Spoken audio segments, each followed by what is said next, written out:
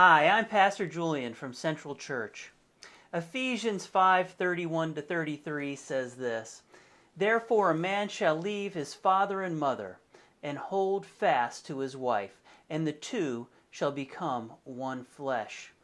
This mystery is profound, and I am saying that it refers to Christ and the church. However, let each one of you love his wife as himself. And let the wife see that she respects her husband. The Apostle Paul was inspired to write these words and so many others regarding marriage and love for a critical reason. You see, marriage is incredibly unique and special, and it's designed by God to benefit you and to reflect an aspect of His triune identity and His mission of love and redemption. A man and woman, they leave their parents and they join together and then become one flesh. When you are married before God, something supernatural happens and you are joined to your spouse and become one, even though you're two.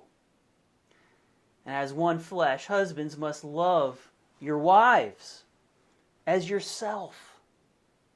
You're supposed to love them just like you would love yourself. And wives are supposed to love their husbands. And Paul specifically mentions to love them by respecting them. Now, if you're married according to God, your marriage is to be high priority in your faith and life. But so often, far too often, husbands and wives, just like you, neglect their marriage until there's a crisis.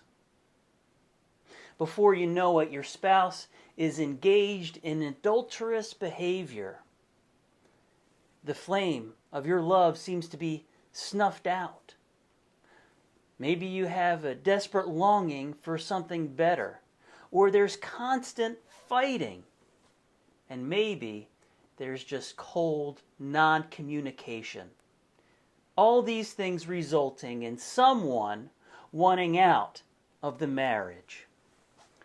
You know, you should always be concerned about the health of your marriage and give it the attention it demands. When you sacrifice the health of your marriage, you're not just robbing yourself and your spouse, but you're also robbing your children.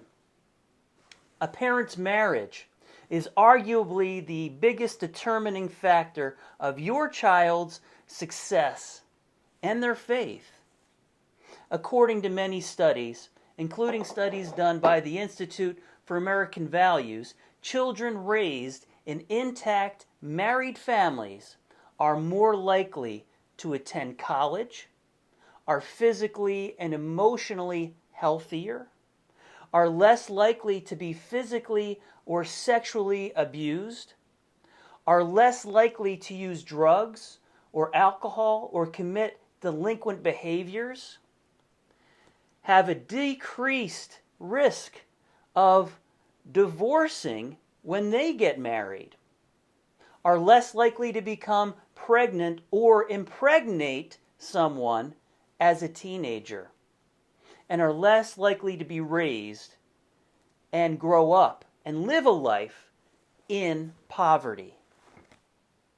Now, I would like to invite you, and I would like to invite your spouse together as a couple to join a 12-week couples small group study focused on marital health and parenting. And we're using a study with Bill and Joyce Harley based on Bill's book, His Needs, Her Needs, Building an Affair-Proof Marriage. And we're also going to use a study by Gary Thomas called It Starts at Home. Learn to confidently teach your kids about God. To join one of these groups, all you need to do is go to www.cscfamily.org and look for the survey links for this study. There's one survey link that is for married couples with infants through 5th grade. And then there's a second link for married couples with kids in 6th grade through 12th grade. And we do that so that you are in the same group as some people who are in the same life place as you are. I want to remind you again to go to www.cscfamily.org and fill out one of those surveys and commit to this study as a couple. I hope you make your marriage and family a priority and take this critical first step by participating in this study together as husband and wife.